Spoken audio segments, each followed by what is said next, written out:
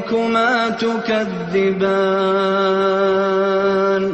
فيومئذ لا يسأل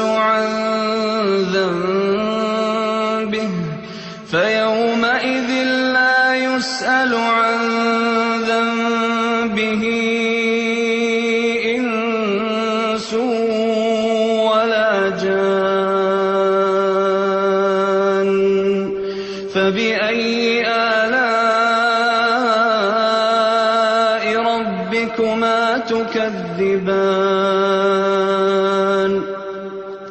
يعرف المجرمون بسيماهم